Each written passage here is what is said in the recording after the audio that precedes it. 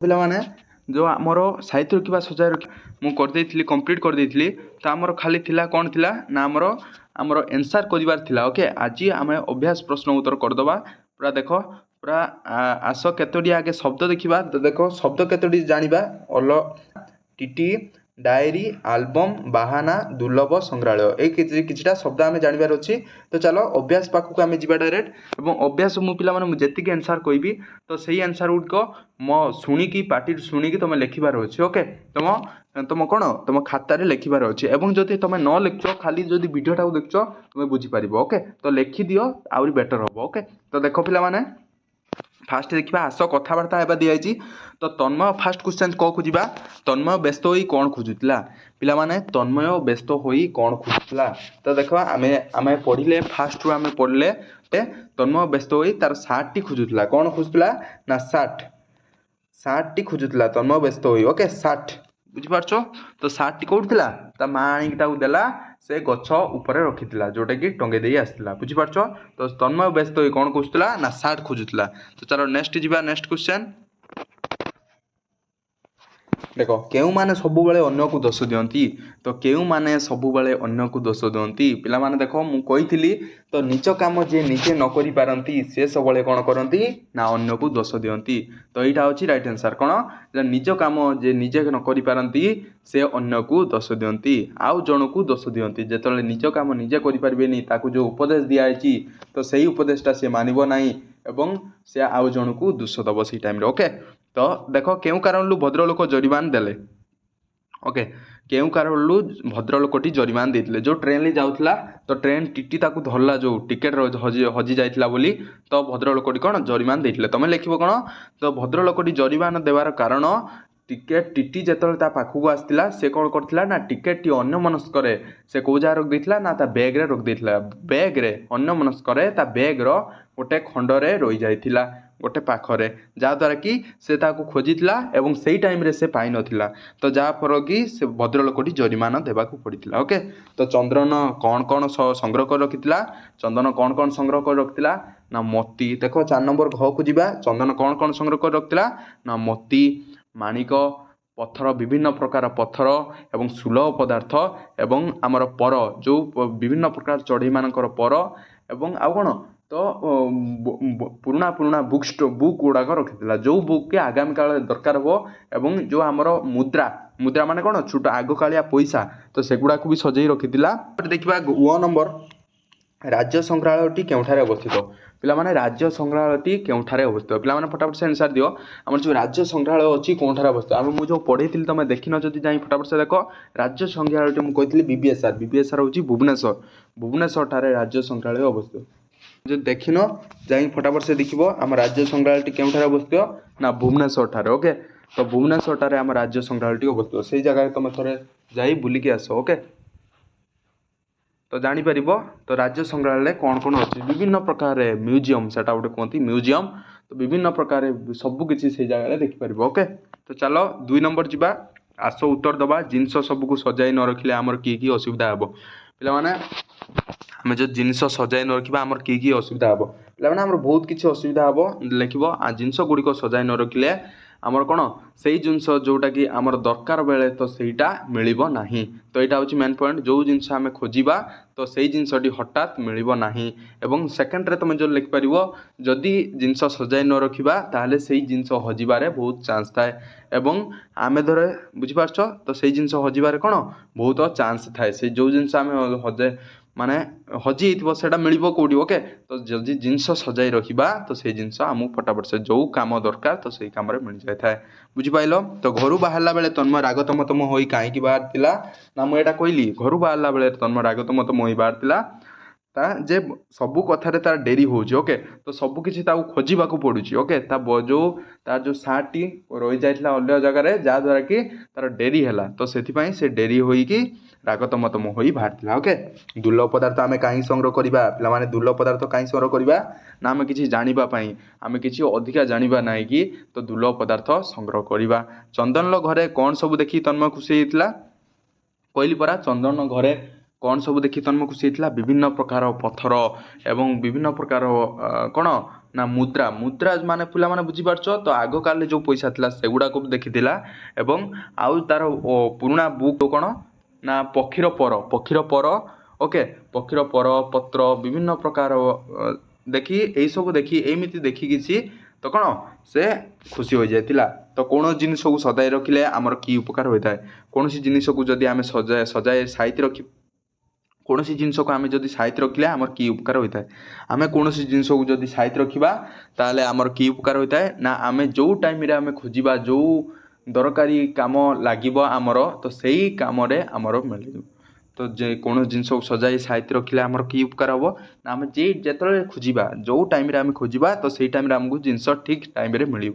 Okay ଏଇଟା ହେଉଛି main point ଆମେ ଯେତେବେଳେ ଖୋଜିବା ତ ସେତେବେଳେ ଆମକୁ ଠିକ୍ ଟାଇମ୍ରେ ମିଳିବ ଏବଂ ଯଦି ଜିନିଷ ସଜାଇ ରଖିବା ଆଉ ଜିନିଷ ଖୋଜିବାକୁ ପଡ଼ିବ ନାହିଁ ଏବଂ ହଜିବ ନାହିଁ ବୁଝିପାରୁଛ। ତ ଚାଲ 3 ନମ୍ବର କ୍ୱେଶ୍ଚନ୍ ଯିବା। ତ ସରଳ ଭାଷାରେ ବୁଝାଇ ଲେଖ ଜଣେ ଯତ୍ନଶୀଳ ଓ ଦାୟିତ୍ୱବାନ ଲୋକ ଜୀବନରେ କେବେ ହାରିବ ନାହିଁ।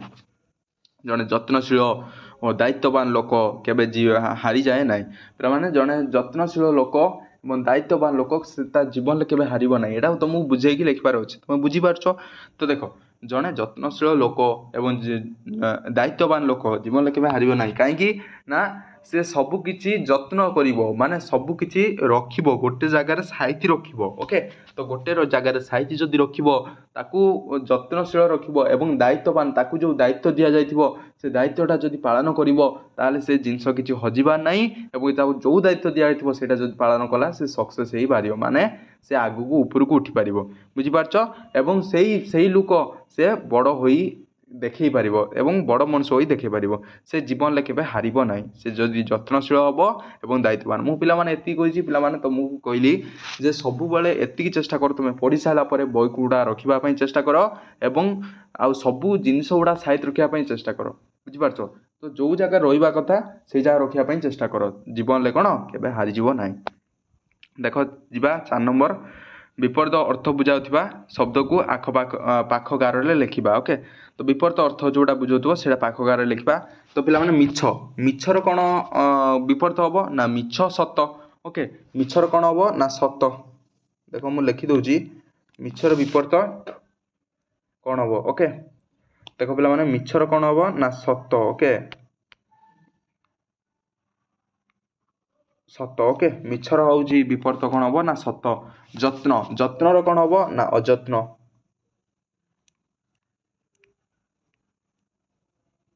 ଯତ୍ନ।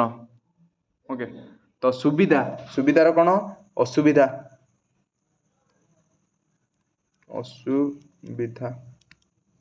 ପରିଷ୍କାର କ'ଣ ପରିଷ୍କାର କ'ଣ ଅପରିଷ୍କାର।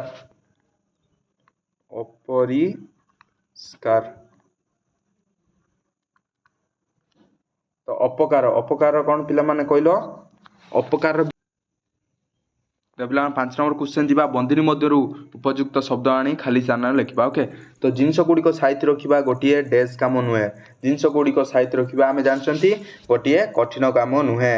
ଜିନିଷ ଗୁଡ଼ିକ ସାଇତି ରଖିବା ଗୋଟିଏ କଠିନ କାମ ନୁହେଁ ବହୁତ ଇଜି ପିଲାମାନେ ତୁମେ ସାଇତି ରଖିଲେ ତୁମେ ବହୁତ ଇଜି ଲାଗିବ। ଓକେ ତୁମେ ଯଦି ସାଇତି ନ ରଖିବ ତାକୁ ଆଗାମୀ ଏଥିରେ କ'ଣ ବିରକ୍ତ ଲାଗିବ ତୁମକୁ ସାଇତି ରଖିବା ନାହିଁ। 6 ନମ୍ବର ଆମ ରାଜ୍ୟରେ ଡ୍ୟାସ୍ଠାରେ ସଂଗ୍ରହାଳୟ ଅଛି। ମୁଁ କହିଥିଲି ଭୁବନେଶ୍ୱର ଠାରେ ଆମ ରାଜ୍ୟରେ ସଂଗ୍ରହାଳୟ ଅଛି ଯେଉଁଟାକି ମ୍ୟୁଜିୟମ୍। ଓକେ ତ ଯତ୍ନଶୀଳ ଦାୟିତ୍ୱବାନ ଲୋକ ଜୀବନରେ କେବେ ହାରିଯାଏ ନାହିଁ। କ'ଣ ନାହିଁ ହାରିଯାଏ ନାହିଁ। ପିଲାମାନେ ଆଗରେ ବୁଝେଇଥିଲି ଯେ ଯତ୍ନଶୀଳ ଏବଂ ଜୀବନରେ ଦାୟିତ୍ୱବାନ ଲୋକ ଜୀବନରେ କେବେ ହାରିଯିବ ନାହିଁ। ଓକେ ତ ଦେଖ ସାଇତି ରଖିବା ସଜାଇ ରଖିବା ଗୋଟିଏ ଭଲ କାମ ବହିରୁ ଖୋଜି ବାକ୍ୟ ଗୁଡ଼ିକ ଲେଖିବ। ଓକେ ତ ସାଇତି ରଖିବା ସଜାଇ ରଖିବା ଗୋଟିଏ ଭଲ କାମ। ଓକେ କି କାମ ନା ଭଲ କାମ। ସାମାନ୍ୟ ଯତ୍ନରୁ ତାଙ୍କୁ ଡ୍ୟାସ୍ ତ ସେଇ ପତ୍ରିକାରେ କେତେ ଲେଖା ଆଉ ମୁଁ ପରା କେତେ ଜାତିର ଜିନିଷ ସଂଗ୍ରହ କରି ଆମ ଘରେ ରଖିଛି ବଡ଼ ଭାଇଠୁ ସାନ ଭାଇ ଶିଖିଥାଏ। ତ ଏଇଗୁଡ଼ାକ ସବୁ କ'ଣ କମ୍ପ୍ଲିଟ୍ କରିବାର ଅଛି ତୁମେ ଦେଖିବ ବୁକ୍ ଦେଖିବ ମୁଁ ଯେତିକି ପଢ଼େଇଲି ଦେଖିବ ଦେଖିକି ଏଗୁଡ଼ିକ ଲେଖିବାର ଅଛି। ଓକେ ତ ଚାଲ ନେକ୍ସଟ ଯିବା ଆମ ନିମ୍ନଲିଖିତ ଶବ୍ଦ ଗୁଡ଼ିକୁ ବ୍ୟବହାର କରି ବାକ୍ୟ ଗଢ଼ିବା। ପିଲାମାନେ ଦେଖ ଦୁର୍ଲଭ ବାହାନା ରାଗ ତମ ଦାୟିତ୍ୱ ଅପରାଧୀ ତ ଏଇଗୁଡ଼ା ବାକ୍ୟ ଲେଖିବାର ଅଛି। ଓକେ ତ ଦୁର୍ଲଭ କ'ଣ ପିଲାମାନେ ଯଦି ଆମେ ଲେଖିବ କ'ଣ ତ ଆମେ ପ୍ରତ୍ୟେକ ଦିନ ଦୁର୍ଲଭ ପଦାର୍ଥ ଖୋଜି ରଖିବା ଦରକାର। ଓକେ ତ ବାହାନା ଦେଖ କହିବ ରାମ ସବୁବେଳେ ବାହାନା କରେ ପାଠ ନ ପଢ଼ିବା ପାଇଁ କ'ଣ ଲେଖିପାରିବ ରାମ ବାହାନା କରେ ପାଠ ନ ପଢ଼ିବା ପାଇଁ।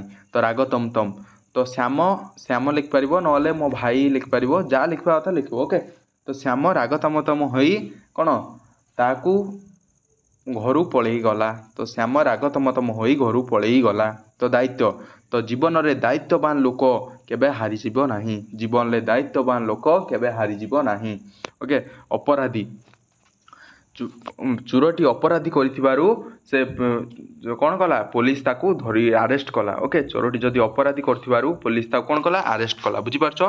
ତ ଦେଖ 8 ନମ୍ବର କ୍ୱେଶ୍ଚନ୍ ଯିବା। 8 ନମ୍ବର କ'ଣ ଦେଇଛି, ବାକ୍ସ ଭିତରେ ଥିବା ଏଇ ପାଠରୁ କିଛି ଶବ୍ଦ ଦିଆଯାଇଛି, ଆସ ସେଗୁଡ଼ିକ ବ୍ୟବହାର କରି ଅନୁଚ୍ଛେଦଟିଏ ଲେଖିବା। ଓକେ, ତ ଅନୁଚ୍ଛେଦଟିଏ ଲେଖିବା କଥା କୁହାଯାଇଛି।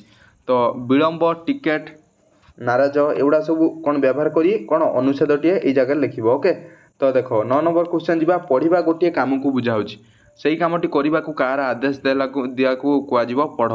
ଓକେ, ପଢ଼ିବାରୁ ପଢ଼, ସେଇଭଳି ତଳ କାର୍ଯ୍ୟଗୁଡ଼ିକ ଆମେ ଲେଖିବା। ଓକେ, ତ କରିବାରୁ କ'ଣ ହେବ ନା କର, କହିବାରୁ କହ, କୁହ, କହିବାରୁ କ'ଣ ହେବ ନା କୁହ, ଶୁଣିବାରୁ ଶୁଣ, ସେମିତି ଲେଖିବ। ବୁଝିପାରୁଛ? ଯେମିତି ପଢ଼ିବାରୁ ତ ଗୋଟିଏ କାମକୁ ବୁଝାଉଛି, ତାକୁ ଯଦି ଆଦେଶ ଦେବ ପଢ଼, ଏମିତି ଆଦେଶ ତାକୁ ଦିଆହେଲା। ଯିବାକୁ କ'ଣ କୁହାହେବ ନା ଯିବ, ଯିବାକୁ କ'ଣ କୁହାହେବ ନା ଯାଅ, ଆଦେଶ ଦିଆହେବ ଯାଅ। ଓକେ, ତ ଡେଇଁବାକୁ ତାପରେ ନେକ୍ସଟ ଦେଖିବା, ଡେଇଁବାକୁ କ'ଣ ଡିଅ। ବୁଝିପାରୁଛ? ତ ଖୋଜିବାକୁ ଖୋଜ। କ୍ଲିୟର ହେଉଛ? ତାପରେ ନେକ୍ସଟ ଦେଖ ଖୋଜିବାକୁ ଖୋଜ ମୁଁ କହିଦେଲି। ତ 10 ନମ୍ବର ଦେଖ ସଫାସୁତୁରା ପରି ଆଉ କେତୋଟି ଯୋଡ଼ା ଶବ୍ଦ ମନରୁ ଭାବି ଲେଖିବ। ତ ଦେଖ ସଫାସୁତୁରା ପରି ଆଉ କେତେକ ଯୋଡ଼ା ଶବ୍ଦ ମନରୁ ଭାବି ଲେଖିବାର ଅଛି। ଓକେ, ତ ସଫାସୁତୁରା, ତାପରେ ସେମିତି ଲେଖିପାରିବ ସଫାସୁତୁରା, ପରିଷ୍କାର ପରିଚ୍ଛନ୍ନତା ଲେଖିପାରିବ, ପରିଷ୍କାର ପରିଚ୍ଛନ୍ନତା। ଓକେ, ମାଟି ଗୋଡ଼ି ଲେଖିପାରିବ, ମାଟି ଗୋଡ଼ି। ବୁଝିପାରୁଛ? ମାଟି ଗୋଡ଼ି। ଆଉ ଲେଖିପାରିବ, ଆହୁରି ବହୁତ ଅଛି ପିଲାମାନେ, ବୁଝିବ? ଆଉ ଲେଖିବ କାମ କାର୍ଯ୍ୟ ଲେଖିପାରିବ, ଓକେ, କାମ କାର୍ଯ୍ୟ ଲେଖିପାରିବ, ମାଟି ଗୋଡ଼ି ଲେଖିପାରିବ। ଓକେ, ତ ସେମିତି ଆହୁରି ବହୁତ କିଛି ତୁମେ ଲେଖିପାରିବ। ଓକେ, ତ ଏଇ ଯେଉଁ ଆଉ ତିନିଟା ତୁମେ କମେଣ୍ଟ କର, ତ କେଉଁଟା ଆଉ କ'ଣ ଲେଖିପାରିବ। ଓକେ, କମେଣ୍ଟ କରିବାର ଅଛି। ତ ଦେଖ ପିଲାମାନେ, ତୁମ ପାଇଁ କାମ ଦେଇଛି, ଆଉ ପିଲାମାନେ ନାହିଁ, ଆଉ ଗୋଟେ ଅଛି ଭଲ ବି କରିବି ମୁଇଁ ନେକ୍ସଟ ପଢ଼ିବା। ଓକେ, ତୁମ ପାଇଁ କାମ କ'ଣ ଦେଇଛି ତ ଛାଡ଼ ସେଗୁଡ଼ା। ତ ଦେଖ ପିଲାମାନେ, ମୁଁ ଏତିକି କମ୍ପ୍ଲିଟ୍ କରିଦେଲି।